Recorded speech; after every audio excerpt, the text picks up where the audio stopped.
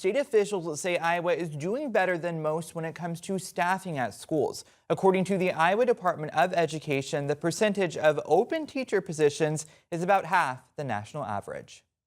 Our teacher vacancy rate is about 1%. Iowa Department of Education Director Mackenzie Snow touted teacher staffing stats across the state at a press conference Wednesday. We are excited to share that we've seen about a third reduction in the teacher vacancies represented from last year. For the 2025-26 school year, full-time teacher vacancies in Iowa are at 1.12%.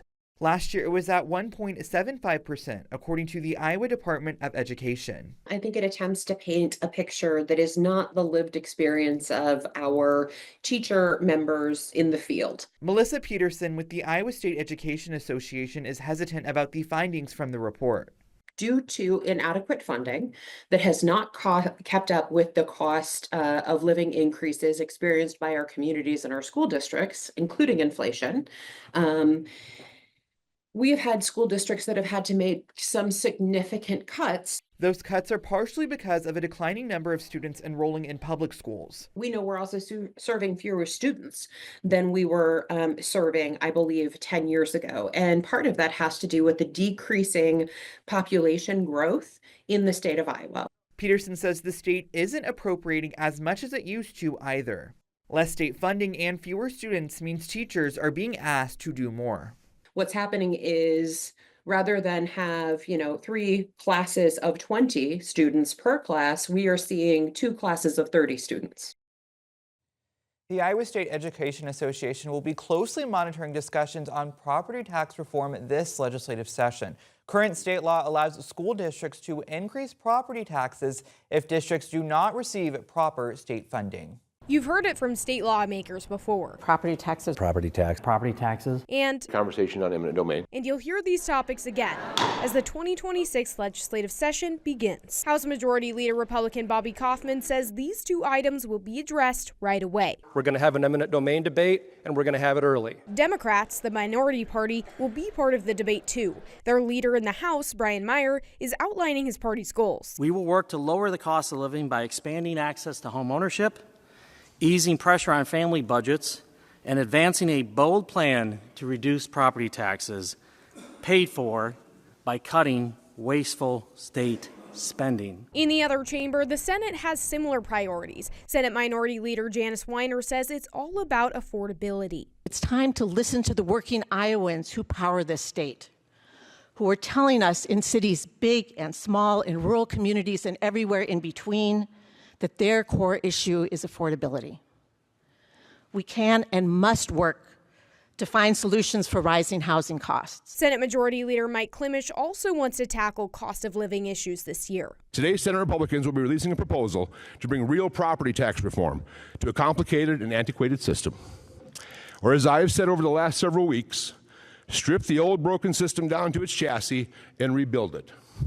It will bring relief to Iowans facing rising costs and help restore Iowa's aging roads and bridges. The session is set to end on April 21st, but could take longer if lawmakers need more time to approve a state budget. From the Iowa State Capitol, Emma Stroner, Local 5 News. Boone School Board is making some major cuts next school year, including eliminating the century-old orchestra program. Yeah, Local 5's Alex Fulton attended that board meeting and is bringing us reaction from the room.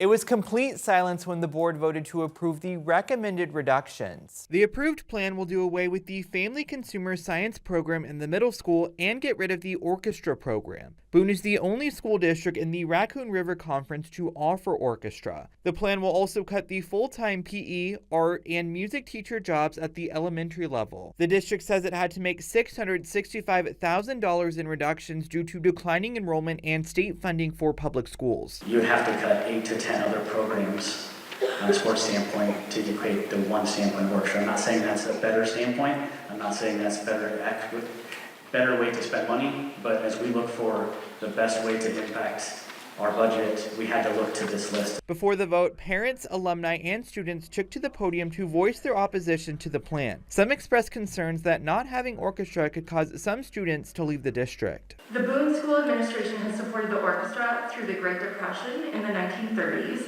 the 2008 Great Recession, and most recently the pandemic. But this isn't about me or the past. I know the landscape has changed a lot, so I want to get to the we and the potential for Boone moving forward. Don't make cuts to the orchestra program. Many of the speakers brought up politics as well. They called on the community to contact their state lawmakers and tell them to fund public education. The board says the decision on what to cut wasn't easy and the plan took 2 years to develop. West Des Moines schools have a decision now made on the fate of the Walnut Creek campus. So Monday evening, the school board approved a vote to close the Alternative Education Center. Local 5's Emma Stroner joins us now. And Emma, what does this mean for staff and students going forward? Dana and Joseph, the district is in fact looking to close the campus, but they proposed a new plan that could include holding services at that center, meaning not all hope is lost for those who rallied to save the school. After months of community members trying to keep the alternative school building open, this is personal to me. The West Des Moines School Board approved a vote to close Walnut Creek campus. The school board did approve tonight closing an attendance center, and just generally speaking, attendance center means a standalone school. But it's not as clear-cut as that sounds. That doesn't mean that the programming that it is authorized can't take place in the same place the attendance center used to be. The decision comes after the district considered the move in November, citing chronic absenteeism. Now, school administrators say a new plan has been submitted to the state. There is money within what's been approved in the plan to allocate towards services. Those services include a transition team that will find a new location for alternative education that could include Walnut Creek, and staff needed to provide Tier 3 alternative education services. West Des Moines schools will budget $700,000 for these groups. There's still hope. Jacob Burriola is an alum of Walnut Creek and was an early protester to the district's proposal, even creating a documentary with other alumni in attempts to save the school. After hearing the board's decision, Burriola says he's not done fighting. All this is adding extra rounds, I guess, to the fight. So hopefully what we can do, ideally I'd like to just get with the board and everybody come together as a community and find that solution. A solution Burriola says is ultimately for the students. Walnut Creek has and always has been the last hope for a lot of these kids. Chopin says he will have a plan for who will be a part of that transition team by January 29th, and a final decision on the district's new programming will take place in early March. Dana and Joseph. Earlier this evening, Governor Kim Reynolds delivered her condition of the state address. She touched on several hot-button issues, including property tax relief and what she wants to see accomplished this session. Local 5's Alex Fulton recaps the major moments from the address. Governor Kim Reynolds started by honoring the 2 Iowa National Guardsmen killed in Syria. She shared an update on 2 other soldiers, saying they've been discharged from the hospital. This year, we need to go after the real driver of the problem: spending. In her condition of the state, Governor Kim Reynolds said she wants to scale back property taxes. She proposed capping overall revenue growth to 2% for local governments and freezing property taxes for most Iowans over 65. Altogether, it's estimated to save taxpayers $3 billion over 6 years. It's simple but effective. You remember when we were kids, our parents would tell us that money doesn't grow on trees. Well, it's time government learned that too. Democratic leaders are hesitant relief will ever come to fruition, saying the issue has been brought up multiple times with no action. At least we are having very, very, very serious conversations about this, but at the same time, it's difficult to take them seriously because they always talk about tax relief, but nobody ever sees it in their pocket. Another top issue of Reynolds, letting parents decide where their taxpayer dollars go for education. She wants to allow all state categorical funding to follow students if they enroll in charter schools. She'd also like to see public schools opt in to allow charter school students to participate in extracurricular activities. Choice doesn't weaken our commitment to public education. It strengthens it by making every school focus on what matters most: the students in front of them. Iowa is 44th in the country when it comes to Veterans Affairs compensation. That's why Reynolds is recommending creating a performance-based county grant program. The top 3 counties who properly assist veterans will receive up to $15,000 in grant funding, the middle third up to $10,000, and the bottom third up to $5,000. An outdated system that provides little accountability is leaving too many veterans and well-meaning county officials without the tools, training, and consistency they need.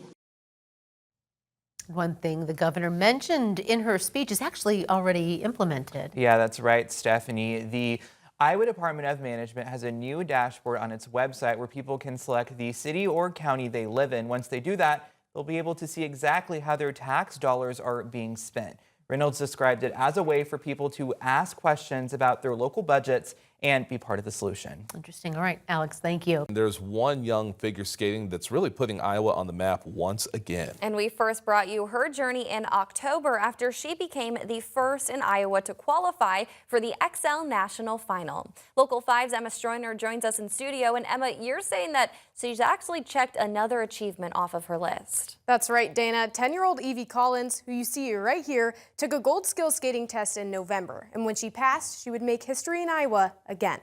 She wowed Iowa once.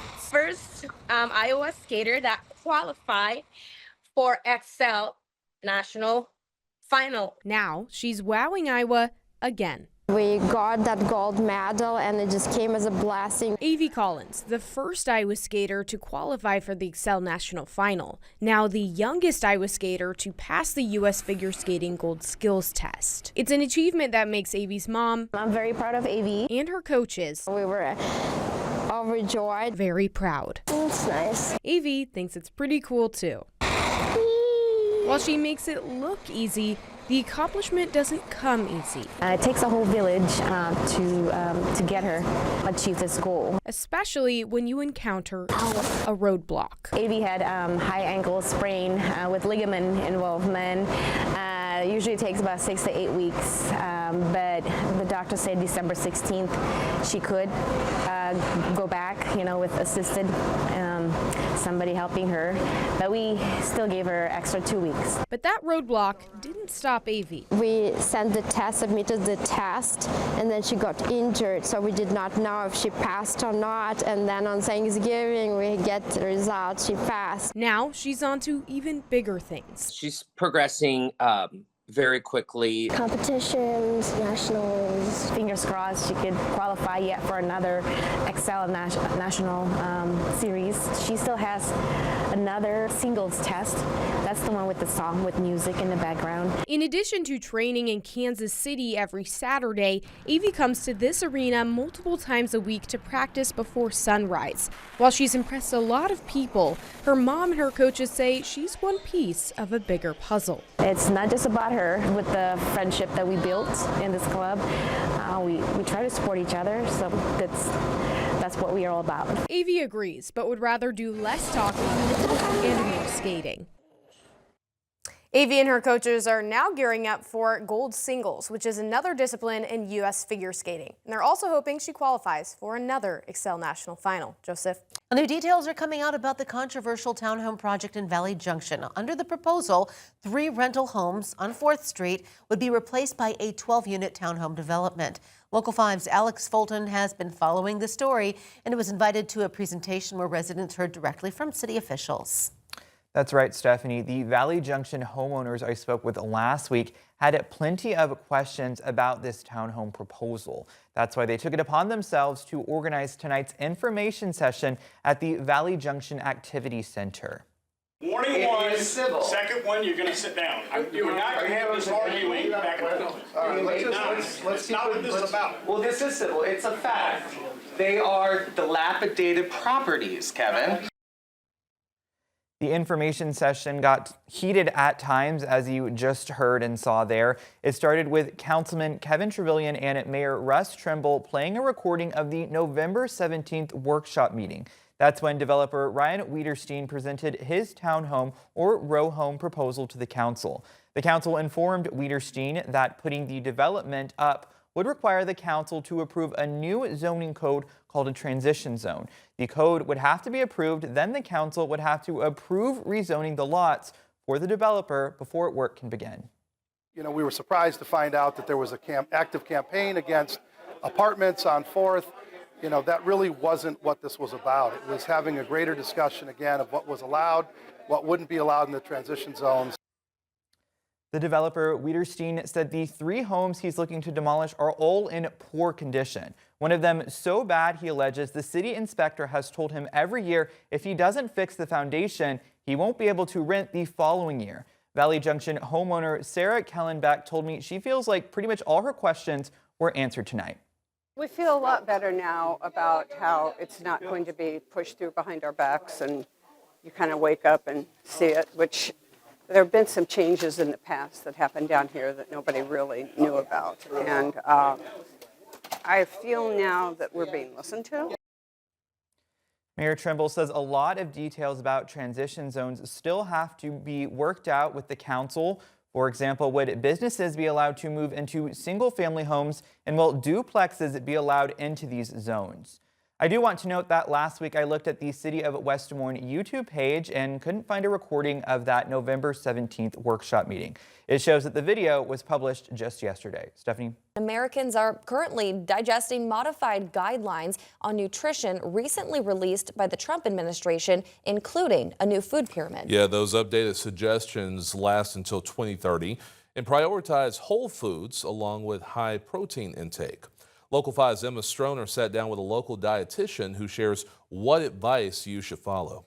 The U.S. Department of Health and Human Services has released a new food pyramid, putting foods like beef at the top and foods like whole wheat bread at the bottom. I spoke with a local dietitian to see how this chalks up for your health. The new guidelines recognize that whole, nutrient-dense food is the most effective path to better health and lower health care costs. On January 7th, the Department of Health and Human Services rolled out new dietary guidelines through 2030, shaping them into this inverted pyramid. The pyramid replaces MyPlate, established in 2011, which replaced the older pyramid created in 2005 and the even older one from the 1990s. We're returning to a food model that had some limitations. As dietitian Brian Smith points out, the new pyramid looks pretty similar to the oldest one, just upside down. Smith tells Local 5 there's a reason that old model was eventually switched out for MyPlate. It conveys balance, but also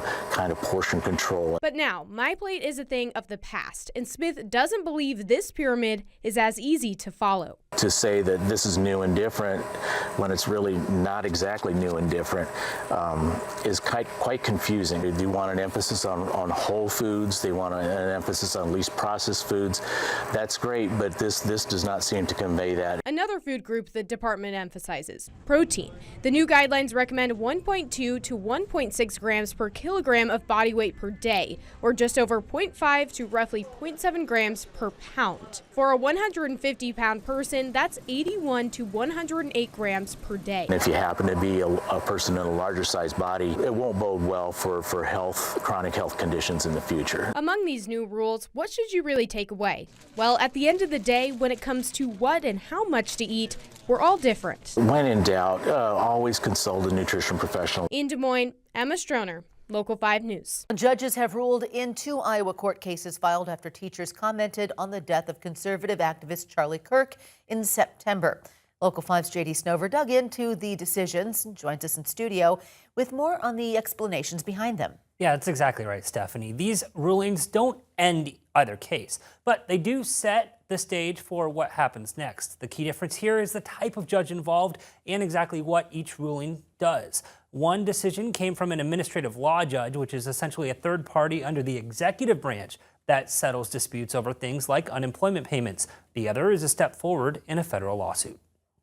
Former Oskaloosa teacher Matt Cargill and Creston teacher Melissa Crook both faced intense public backlash after posting about Kirk's killing in September. Cargill wrote this Facebook post. A post-court documents say he deleted within an hour. But according to testimony, the district received more than 1,500 phone calls and 280 voicemails that same evening and into the next day. That led to an unemployment hearing before administrative law judge David Steen, who ruled Cargill's firing stemmed from job-related misconduct. Steen writes in the decision, quote, "The claimant's social media activity caused substantial disruption to the learning environment, causing staff at all levels to redirect focus and resources for days." The decision also notes Cargill had been previously informed of district policy requiring employees to, quote, "model appropriate character on and off the job, including on personal social media pages." Meanwhile, in Creston, federal judge Rebecca Goodgame Ebinger ruled the district cannot fire English teacher Melissa Crook, or at least for now. Crook had commented that Kirk, quote, "not being here is a blessing," later apologizing and clarifying she did not wish him harm. Ebinger granted a preliminary injunction, saying Crook is likely to succeed on her First Amendment claim and that the district acted without adequate evidence of disruption. The judge wrote that Crook has shown, quote, defendants took adverse action against her, motivated in part by the exercise of her First Amendment rights. However, the court denied Crook's request to be reinstated into her classroom, meaning she remains on paid administrative leave as the case moves forward. Now, both cases will continue in the courts, though there is not a trial date yet for Cargill, and results could set new precedent for how Iowa schools handle teacher speech online. Stephanie. We're talking about a couple here in Iowa that's sharing their story with Local 5 after years of trying to start a family. And their son was born in December, but they went through a long process of appointments and procedures. Local 5's Emma Stroner joins us in studio. And Emma, you sat down with this family to learn a little bit more about their journey. Tell us about it. Well, Dana, Lauren and John Phillips tell me this process was very emotional. One fertility doctor says the stress of going through infertility is comparable to other major medical diagnoses. After hearing Lauren and John's story, I learned of a sweet tradition that helped them along the way.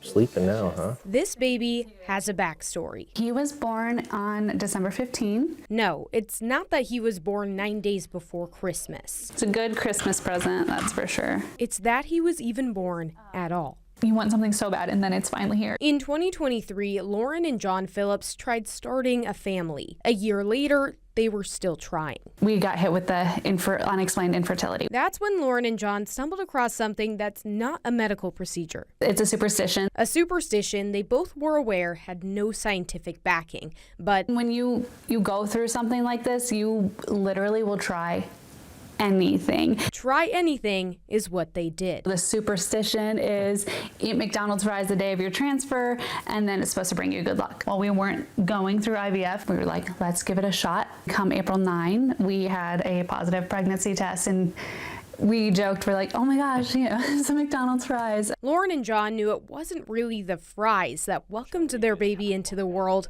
but that didn't matter. After every appointment that we had, we went and got McDonald's fries.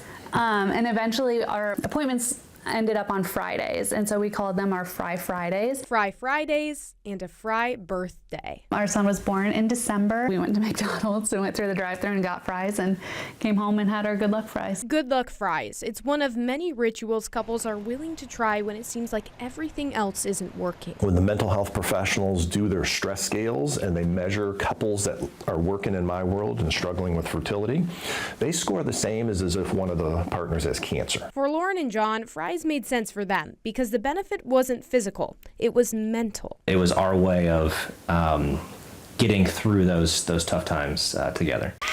Until their baby boy Jackson was born.